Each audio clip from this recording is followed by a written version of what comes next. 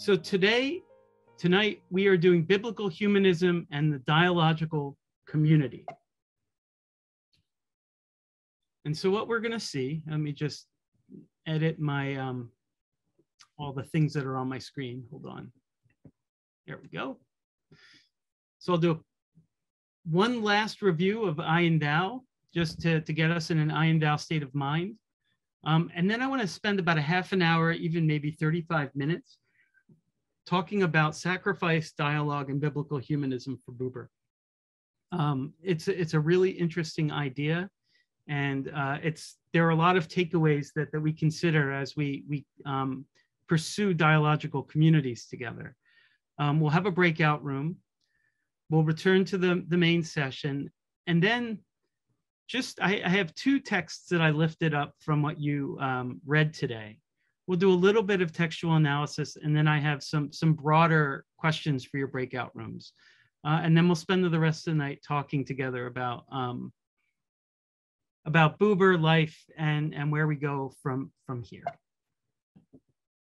So I want to start tonight with a quote from your reading.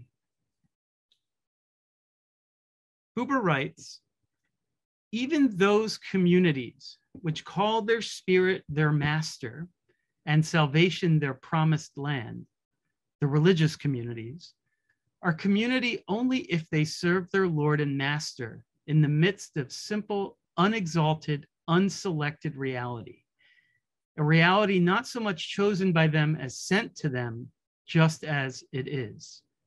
They are community only if they prepare the way to the promised land through the thickets of this pathless hour." And so for Buber, it's not simply enough to be part of a community that is inspired by the Spirit, inspired by God. You have to live in an unpredictable world, and you have to orient to that world in a way that always allows you to see the other as other, and to see interreligious possibilities and dialogical possibilities with everyone. And what I want to explore with you tonight is how incredibly difficult that is, but how Buber might have something to offer us moving forward. So a few guiding questions for today's class. So we're going to employ the practical Buber. How do we build genuine, robust, interreligious communities that can help guide us through the thickets of our pathless hour? Which is a really nice image, because it's evoking an image actually from Schopenhauer, the 19th century German philosopher. Schopenhauer was not an optimist by any stretch of the imagination. And he imagined humanity as putting porcupines at the top of a mountain. So you have a whole community of porcupines at the top of a mountain. If a porcupine moves too far away from the community, that porcupine will starve and die.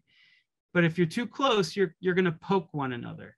So really all of existence for Schopenhauer is trying to find a way for all of us to live close enough together that our pins don't hurt us too much, right? It's always moving. And so the thickets of this pathless hour is, how do we have communities that are always moving and always ready? And what does Buber expect from each of us in interreligious dialogue? How can we build genuine community through interreligious dialogue? What does community look like interreligiously? How do we talk about community? And then finally, and we're going to talk about this in the second hour, where can we find hope? I mean, you can find it in a nice picture to the left, but I'm thinking more broadly. So a few takeaways. Dialogue still can be a form of provocation. So we're going to explore a lot of hopeful ideas tonight, but for Buber, it still can be a form of provocation. In a letter that he wrote to Frederick von Enden, he wrote, "Mine is the task of understanding outraged people, even when they commit crimes against all that is meant by humanity." And he wrote this in 1914, after the beginning of the First World War. And this was a position that he was fairly consistent with for the duration of his life. He really tried to understand all people, including Eichmann.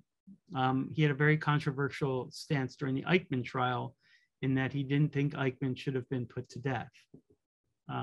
We'll save that for another class or for a conversation with Professor Mendelsfleur. For Buber, if bridges are to be built between people and or cultures, one is to reach out and strive to understand the other, fully cognizant that one's assumed understanding or worldview is filtered through the prism of one's interpretive lens. So this is easier said than done. Most of us would be content to say that we have biases and that we have a tendentious worldview, but how many of us fully critically engage the worldview that we say is subjective or biased? We tend to say that it is, but then live in it almost cynically. And for Buber, he wants us to critically engage our filters and our lenses. And this is a very complicated issue in dialogue. The civic duty to tolerate. So we want to tolerate difference. And the moral injunction to oppose what is objectionable are often in conflict, if not seemingly irreconcilable. So can I tolerate, for instance, intolerance? If there is something that is objectionable, both morally and legally, do I have a responsibility to tolerate that? And for Buber, understanding dialogue is found in that tension, because dialogue is not tolerance. Building a dialogical community requires sacrifice, although it is not sacrifice understood in the world of I-it. And we're going to talk about that in about 10 minutes, what this sacrifice looks like for Buber. And dialogue's always worth the risk. So no matter how fearful you are of a mismeeting, how fearful you are that you or your interlocutor won't be fully understood, it's always worthwhile for Buber. So let's revisit very quickly the I-it world. The world of I-it takes place within the matrix of I-it, within the realm of space and time. So we have space, everything around us, and time, everything that somehow controls us. And our experiences in space and time are I-it. They can be conversations, they can be physical. There's a telescope that was just made and sent out into space about 1 million miles from Earth. That was created in an I-it world with I-it assumptions and with I-it relationships. And in this realm, through our 5 senses, we gather and organize according to our world entirely with the categories of space and time. So we don't live in a reality that doesn't have either space or time. They're more than just human constructs for Buber. But this is also where identities take place and are manifest, especially constructions of race and gender. And this is important for Buber, as we'll see. Not race and sex, but race and gender.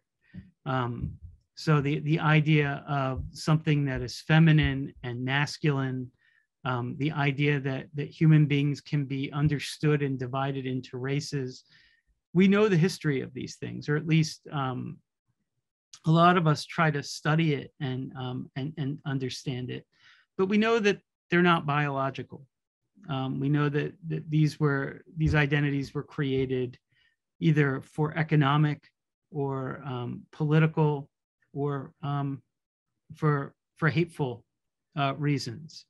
But there are also positive identities that take place in the world of I-it. So our religious identities, for some cultural identities, for some national identities. So let's revisit the I-thou. So I-thou is beyond space and time. So it's not any of those things. Knowledge appertains to the world of I-it. So what you say you know, and what you can that knowledge that you can transfer to other people is only I-it. And it's a world that appears to our 5 senses. And I can impart knowledge onto you, you can impart knowledge onto someone else, but that knowledge isn't it. True dialogue is beyond space and time. It does not bear the imprint of transferable knowledge. It is a unique experience to you and to your interlocutor, and in no way can it be translated into the terms of space and time in a way that it could make sense to anyone else. But this is an important point, and where we're going to find Buber's biblical humanism. True dialogue requires a sacrifice. So I want to share some obstacles with you in building a dialogical community today. I want to start with a quote. The human world is today, as never before, split into two camps, each of which understand the other as the embodiment of falsehood and itself as the embodiment of truth. So two separate realities, two separate worlds, irreconcilable from one another. Today, a person is more than ever inclined to see his own principle in its original purity and the opposing one in its present deterioration, especially if the forces of propaganda confirm his instincts in order to make better use of them. Expressed in modern terminology, he believes that he has ideas, his opponent only ideologies. This obsession feeds the mistrust that incites the two camps. So from these quotes, I think that if not all of us in the Zoom room, but most of us might agree that this is a fairly astute explanation, at least broadly, of maybe our contemporary predicament. What's interesting is that Buber wrote this in 1952 for a lecture entitled Hope for This Hour at Carnegie Hall. And he was writing it talking about the rise of communism, and so the Soviet threat. And for him, this polarization of two sides attenuates, makes less robust critical thinking. Once you choose a side, you become committed to that side. And therefore, you put up walls around you so that you're not willing to engage in dialogue, because your opponent lives in a world that is fundamentally different from yours. And worse, you feel like you understand the nuances and truth of that opponent, that there's nothing unique about her or his worldview because you figured it out, right? So there's no reason to even engage. And so you take away the subjectivity of each individual who inhabits this alternative world for Buber. And really, one of the damaging parts of this worldview is that each side holds one another guilty until proven innocent. Rather than looking for the best in a person, you assume the worst. And that rather than entering a relationship built on mutual trust, you enter a relationship on mutual suspicion, only trying to convince one another that you or your interlocutors is worth trusting. For Buber, this only benefits politicians, maybe some journalists, maybe some literary critics, maybe some clergy, but that this is really an anathema to human experience. And for him, true dialogue can build communities in which maybe you don't transcend those differences, but you see something in that person that allows you to understand them and to grow together. And again, this idea of recognizing your filter and your lens. You recognize your biases, you recognize that you're subjective, but you also know that you have truth on your side. And when you're in a polarized time, this is accentuated and creates the conditions for only I-it encounters. So for Buber, we need to sacrifice something in order to create space for others. And for him, it's form of our ego, that sense of self that says, we're right and everyone else is wrong. How do we develop the critical apparatus to critically engage our worldview while also valuing the fact that some people hold objectionable truths, right, that I can't tolerate. So sacrifice takes place in the world of space. He notes in his German translation of the Hebrew Bible that the Hebrew word korban, which we usually translate as sacrifice, comes from the Hebrew word mekarev, to draw close. A sacrifice draws us close to God. And those who are going to synagogue right now, we're reading the book of Leviticus, and it's all about the korban and these sacrifices. And in the Bible, a korban is a ritual that takes place in the world of I-it. It's very specific, very, very meticulous in how it's done. But in dialogue, a korban is a moment of mutuality requiring you to sacrifice part of your ego, part of what you know, so know in the I-it, in order to draw close to your interlocutor, the other. So giving up maybe all of those adjectives that you have in your identity to just let them, to hold them in abeyance while you engage someone. To listen to someone all the way through rather than interpret everything she or he is saying. But suspend your impulses and intuitions and sacrifice what you would normally do for unmediated listening. And that is a korban in a sacred sense in dialogue for Buber. Sacrificing part of yourself already, which is already constructed in the I-it world, draws you close to God, right? So there is something theological and spiritual in this process too for Buber.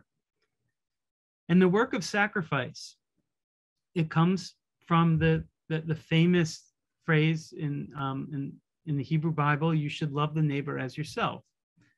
But for Buber, the problem is that Buber says the misreading of this verse comes when people interpret it as loving the neighbor in the same way you love yourself.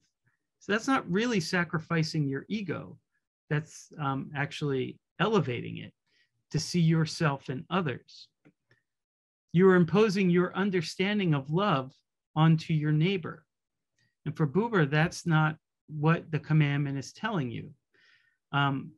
Just as a little footnote, very often, and I've told these stories in other venues at the ICJS, people used to come to my house in Southwest Virginia all the time wanting to convert me.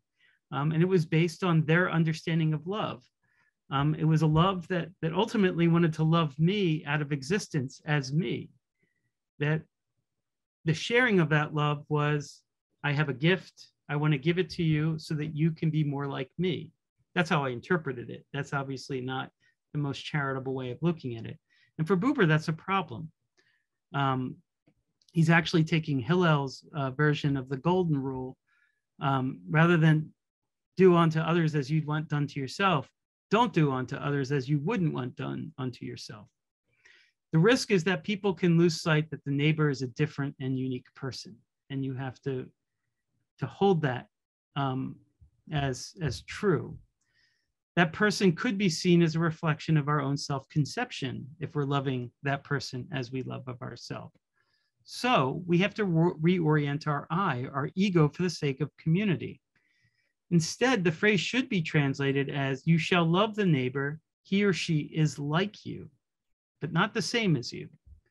In this sense, the love for the neighbor is directed at the neighbor and not yourself. So if you're sacrificing something, you're sacrificing your ego to allow that neighbor to be her or himself. The love is a recognition that the neighbor is like you. She or he can love, but not the same as you. So you can respect difference, but you can also respect that that neighbor is capable of the power of love. There is equal mutuality in this relationship. IU recognizes the uniqueness and distinctiveness of the other. IU helps us move away from our egoistic conception of self. This desire to always be right, this desire to always be heard. It becomes more dialogical, more communal. And it gives you a different disposition to allow yourself to have some experience or connection to something ineffable or wholly other, right? And this is where Hasidism influenced him. In IU, the sacrifice is part of yourself in order to enter into dialogue, right? So giving up part of yourself. If two parties are doing that, the possibility for an eternal thou encounter grows. And in IU, the I and the you uphold the distinctiveness of the other in need of respect and love. Community, and true community for Buber, is built on this mutual recognition. Community is built then on an openness to sacrifice one's I. Now it's going to get provocative. Buber, remember the Apollonian and Dionysian framework that Buber was trying to transcend, the idea that that it's reason versus your emotions and how people engage the world. Well, some people have accused Buber, Walter Benjamin and Yeshayahu Leibovich more particularly, derisively dismissed Buber as a ladies' philosopher. And they didn't mean that as a compliment. That Buber was erred more on the Dionysian side, the emotive, as opposed to the objective reasonable. And this dichotomy of emotive versus reasonable, male versus female, is a trope that really bedevils most of Western civilization, probably most of civilization in general, but I probably shouldn't be making broad sweeping generalizations like that I can't. It's an assertion, it's not an argument. But this dichotomy is problematic. In a culture that cultivated in body and spirit a masculine ethos as the basis of a political person, a feminine thinker such as Buber was bound to be treated with suspicion as alien to the perceived muscular imperatives of true bridge building and peace work. So the work of dialogue is for women. The work of peace, negotiation, nation building, that's for men. And that one is really for the cultivation of an aesthetic for women, that dialogue has no real impact in real life issues. It's aesthetic, it's utopian. Real men negotiate. And we're going to see that this is obviously a problem. So I want us to remember this Apollonian and Dionysian framework, that men are reasonable and women think more with their emotions. Because while you can derive ephemeral truths from them, meaning that you can always find examples that will support a certain argument, you can't prove it as a universal. But there's a challenge to women's work. If we were to lean into this and say, okay, maybe Buber is a ladies' philosopher, which is also a strange thing to say too, because he was not a woman.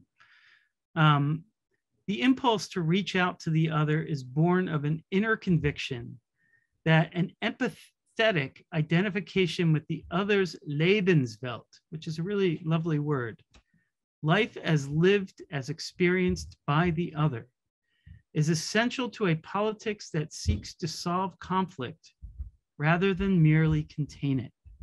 A politics that seeks to create the ground of a Mietwelt, an ironic life space of mutual accommodation and understanding. The irony of all of this is that men kick the can down the road. Women want to get to the source of the problem. Which is more real? Gustav Landauer raises this question in the teens and the 20s. He identified this conviction as the core of Buber's thought, which he approvingly characterized as Frauenhaft, feminine. A philosopher who was attuned to the poetic cadences and emotional ground of life, Landauer argued, Buber belongs to the spiritual family of the feminine. He's going against the grain of normative life and normative politics. Buber, Landauer noted, awakens and advocates a specific feminine form of thought without which our exhausted and collapsed culture cannot be renewed and replenished. Only when all thoughts which abide in human beings in spirit, when abstract thought is conjoined and submerged in the depths of feeling, will our thought engender deeds, will a true life emerge from the logical desert. Towards that objective, women are essential. So he's an egalitarian, and that part of the problem is that women do not participate in political life, not by their own choice. And that when you have more voices, more diverse voices, and in particular, more female voices, what we'll learn very quickly is that empathy and compassion are just as important as logic and reason in trying to bridge differences in communities and individuals. That it's not an either or, but that it's a both and that both are necessary. Gila Gerda Schmidt contends that for Buber, the Jewish woman was not an individual for the sake of self, but for the sake of the relation between the self and the other. It is this relationship that the self is realized. So in community, the Jewish woman exists for the sake of the community first and foremost. She can contribute as much as the man, not more, but also no less, an equal share. And so for Schmidt, you have this ideal of a Jewish woman whose self is contained in genuine community. And there's a lot to learn from this model, right? It's a trope and a model that Schmidt is elevating. But for Buber, we need a new way of thinking. And throughout his life, Buber increasingly focused on the particularity of concrete human experience, explicitly rejecting philosophical and religious systems of thought. And for our students of philosophy and of religion, the history of those systems is really creations of mostly men. And so for Buber, he is increasingly focused on dismantling patriarchal systems of thought. Feminist thought also rejects the universalist, impersonalist tradition of philosophy and the intellectual convention that has dominated Western thinking for at least 300 years. So is Buberism feminism? So let me share 4 feminist goals from Claudia Card. Identify possibilities for agency in oppressive contexts.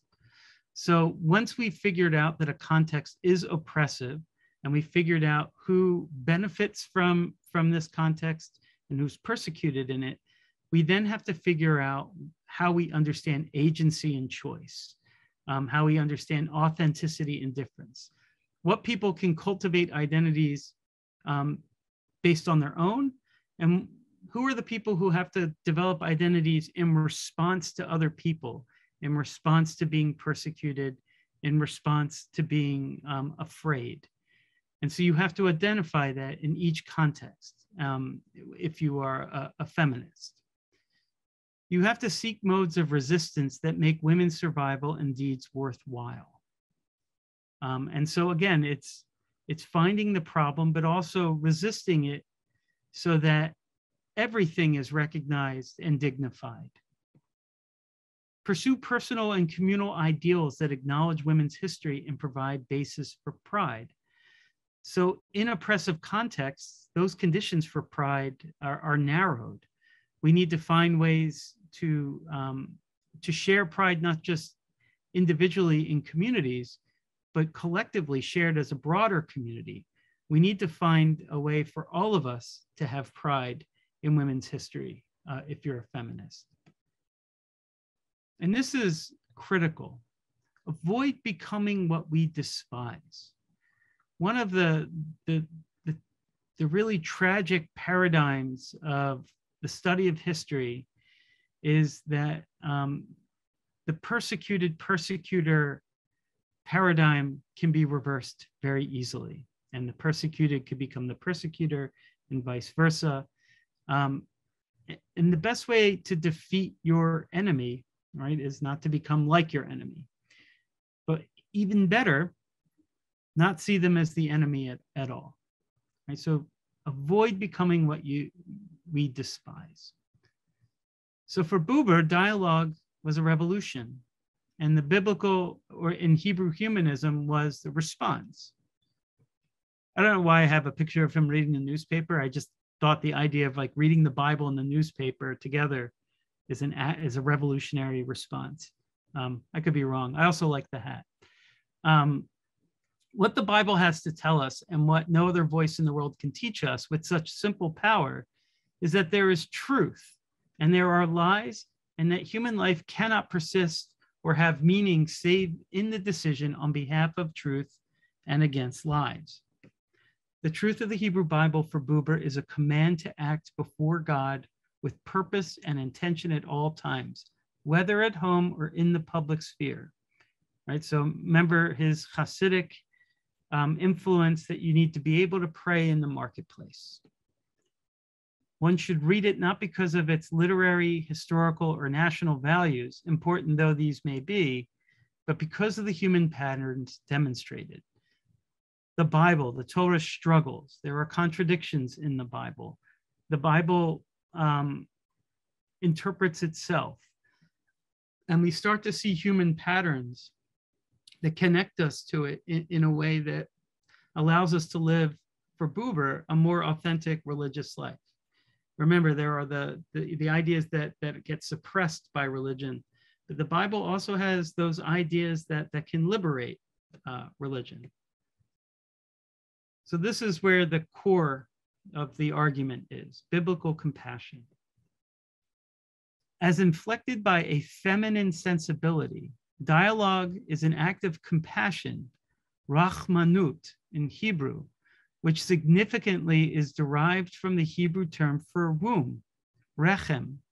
And remember the German term I probably shared in each class, die Geborgenheit, that sense of security and trust that comes first and foremost with your mother, but that you hope that you can have with other people. It's the feeling you get when you see a familiar face in a crowd. In Hebrew, we call that rachmanut. So rachmanut connotes the intense umbilical identification of a mother with the pain and sorrow of her son. So dialogue is an act of compassion similar to a mother's relationship to her child. Biblical Hebrew has another word for compassion, chemla, which denotes feeling the actual pain and anguish of the other. Chemla also denotes identifying with the inner world of the other such that it becomes one's own. And so it's a form of empathy, but it's also allowing the experiences of the other to inform your own experiences. And it's deeper than just the basic human experience, that when you see a spider crawling up someone's arm and you have that feeling, that like ew feeling. Chemla is deeper than that. It's seeing a disappointment in someone's face and feeling that disappointment too. And chemla enjoys one to action on behalf of the other, and just feeling, and not just feeling the other's pain. It causes you to do something. Sometimes, not always in everybody's best interest. So chemla and love. In Isaiah 63:9, we have this quote, "In all of Israel's affliction, the Lord himself was afflicted. Hence, in his love and chemla, he redeemed them." So there's this feeling that when human beings suffer, and Abraham Joshua Heschel talks about this a lot in his thought, when human beings suffer, God suffers. When human beings cause harm to one another, God feels that harm. In commenting on this verse, Buber cited a Hasidic master, Rabbi Moshe Leib. To love one's fellow mention means to feel their need and to bear their suffering. So this love in the commandment has to do with compassion and empathy that you find in dialogue that requires you to sacrifice a sense of yourself and your ego.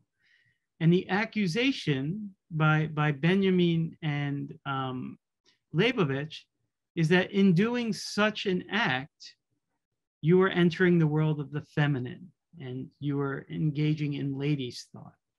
And yet it would appear that this is probably the most important aspect of interhuman relationship, because we start to see the godliness that forms. And for Buber, it is a feminized godliness. And there is a tradition in Jewish mysticism where there's a feminine aspect of God, the Shekhinah, the indwelling that people often discuss. We'll save that for another class. So an act of promoting biblical chemla, dialogue, as indeed love in a Buberian sense, first and foremost requires learning how to listen to the other, to hear not only their words, but their inner muted voice behind the words. It's not always the words that are coming out of the mouth of your interlocutor that are most important. And so remember Buber's relationship with the soldier. There are things that are written on our forehead, in our gestures, in our eyes, that are equally important to engage. And this simple act is the foundation for building genuine community. This is how we build communities. I just wanted to share with you some anonymous street graffiti in Crete that I got off of Twitter, actually. I wish there was a deeper story. I've never been to Crete. I should go just to find this graffiti. You should first understand the silence before you try to understand the words. I thought this was a really lovely way of capturing the Rachmanut in Chemla in the Bible, or at least Buber's understanding of those terms in the Bible, but also understanding the preconditions before we engage both dialogue and community building. Okay, your breakout room questions. Please discuss Buber's view of sacrifice. Do you agree or disagree with Buber? What do you think of Gustav Landauer's assessment of Buber and his thought? Do you agree that what patriarchal worldviews devalue as women's work is precisely the reason why our political life is so fraught? Right, so is patriarchy one of the major problems that's getting in the way of true dialogical communities? How might patriarchy interfere with the goals of dialogue? Is Buberism a form of feminism? So these are questions. And how would you interpret the statement spray painted on the wall in Greece or in Crete? Ooh. You should first understand the silence before you try to understand the words. So you have these 4 questions. Let me look at my watch. Yeah, 20 minutes. And then we will return to read the text together. So I'll see you soon. All right, welcome back. I promise you will be able to go back to your breakout rooms soon. It was designed for you to have a lot of conversation tonight. The second part of class, we're going to read a few passages, and then we'll go back to our breakout rooms. And so I want to start with this pathless hour, which I think is a really important image for Buber, because sometimes you don't know the right decision or the right way. Realization of the idea of community, like the realization of any idea, does not exist once and for all and generally valid but always only as the moment's answer to the moment's question, right? So there is no panacea to the world's problems. There is no one understanding of community that is applicable in every circumstance. Just like human beings that are unique, and each interpersonal relationship is unique, the buildings of community function similarly because they require all of these unique individuals. And so realizing this idea is something that requires patience, but like any type of I-thou encounter cannot be transferred to others. You have to develop these communities within community. So Buber is not going to become a community consultant and show up and tell people how to build the best community. He's going to give you the tools to orient around it, but there's no manual. Community is never mood. And even where it is feeling, it is always the feeling of a state of existence. Community is the inner constitution of a common life that knows and embraces the parsimonious account, the opposing accident, the sudden invading care. Even those communities which call the Spirit their master and salvation, their promised land, the religious communities, are community only if they serve their Lord and Master in the midst of simple, unexhausted, unselected reality, a reality not so much chosen by them as sent to them just as it is. They are a community only if they prepare the way to the promised land through the thickets of this pathless hour. So now that you've had time in your breakout rooms to discuss some of the Buber's provocations, I wanted to share the larger context of the quote this evening to get a sense of the direction that we're going to go in trying to imagine interreligious communities together. Yet a community does not need to be founded. And so this is also important. There's a certain organic quality to community. You don't need to have a start date or an end date. When historical destiny had put a human band in common nature and life space, there was space for the development of a genuine commune. And no altar of a city god was necessary in the center if the inhabitants knew themselves united for the sake of and through the unnameable. Right? So we're also talking about physical dimensions. So some communities and cities are built around a commercial center, like a market street. Some are built around a religious center, like a synagogue, church, or mosque. Some are centered around a government, like a city hall. And that the character of that city flows out from that center as these particular places are the most important. But for Buber, a genuine commune doesn't need a center. It doesn't need that kind of character. It's a certain inexpressible, but also strong sense of community that people already live in their day-to-day relations with one another. A living and ever renewed togetherness was given and needed only to be developed in the immediacy of all relationships, right? So that you don't need a guidebook. And there are certain intuitions and compassion, rahmanut, that we have with people, and that we can develop with people. And when we develop those things, community is really the next step. And so I want you to pause for a second too and imagine having that rahmanut or the chemla with people who are fundamentally different than you. Can community be built cross communities? Is there an overarching community that can contain all of these smaller communities? And the answer is obviously yes. Right? So I live in Northeast Baltimore. My synagogue is closer to the harbor. My work is in Towson. And there are all these different communities that are operating with one another with different contexts that either make me feel home or alienated.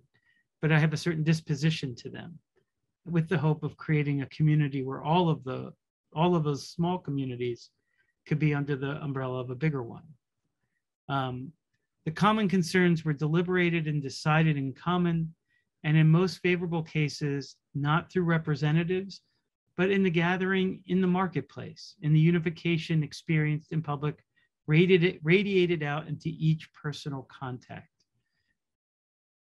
I'm almost imagining that he's picturing a summer camp in some way.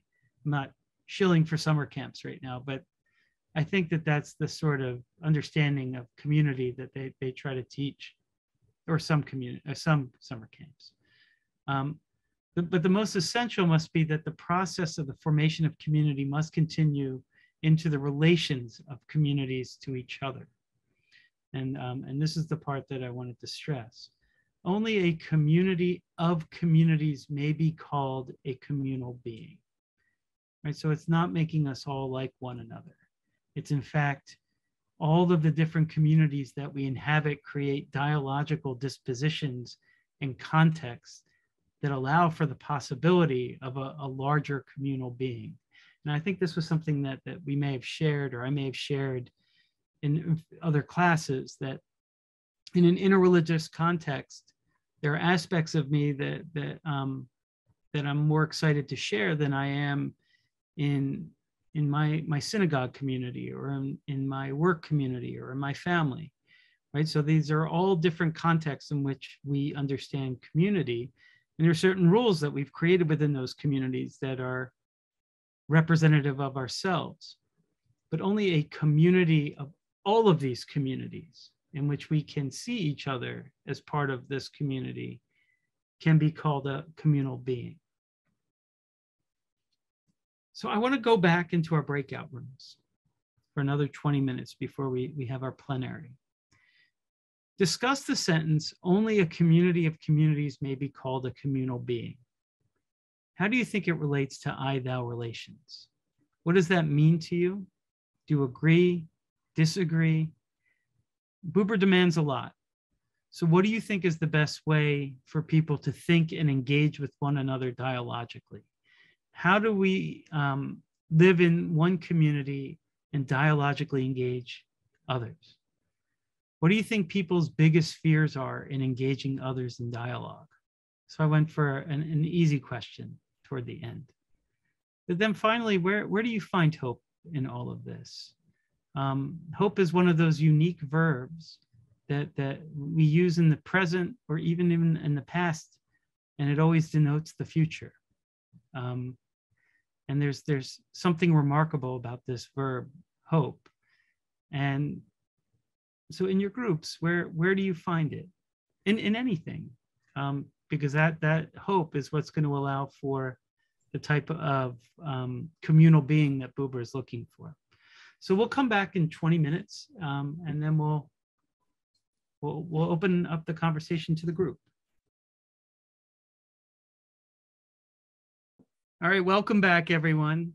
I wanted to take this moment to thank all of you for joining me on this 6-week journey. I will say that it was very meaningful for me too, almost in a Buberian sort of way. I found my way to Martin Buber in the most unlikely of places, a bookstore on South Street in South Philadelphia, a place where I was trying to pretend to be cool and realized that I wasn't. Ended up in a bookstore, bought a book with a picture of a guy with a long white beard, pretended to read it probably for several months before actually trying to read it. Over 30 years later, I'm still reading it, and it was such a pleasure to take this journey with all of you, and looking forward to seeing you very soon in our next classes. Thank you again, and have a wonderful night.